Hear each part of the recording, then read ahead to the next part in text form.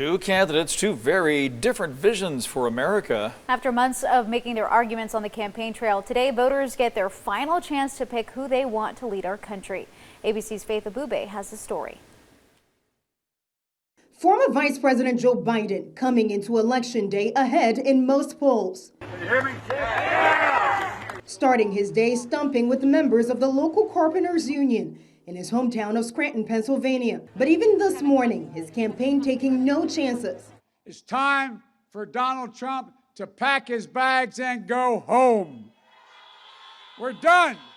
Yesterday, his campaign barnstorming the battlegrounds of Pennsylvania and Ohio. We can put an end to a president that has failed to protect this nation. After a long and bitter campaign season, Biden finishing with a message of hope, but still attacking the president for his handling of the COVID-19 pandemic. We're going to beat this virus. We're going to get it under control.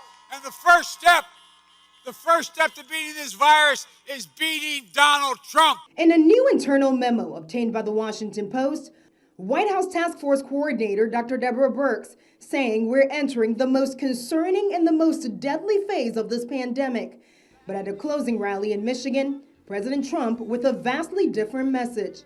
That ends the pandemic, and it will end anyway. They hate it when I say we're rounding the corner. It's going to end anyway, but the vaccine will make it go a lot quicker. Trump calling into Fox News this morning, projecting confidence that he'll win. I don't know what the chances are. I don't know how they rate the chances, but I think we have a very solid chance of winning. And I think a lot of that has to do with the tremendous crowd size. While also grappling with the thought of losing. The concept of losing to this guy.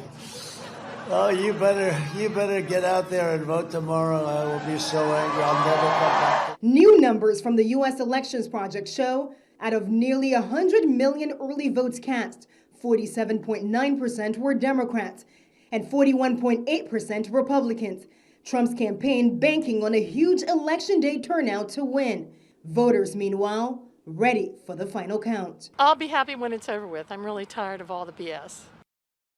And one thing about record turnout is that it's good for democracy, but someone has to count those votes. Election experts telling ABC News they expect it to take longer than usual for the final results to come in. Faith Abube, ABC News, Washington.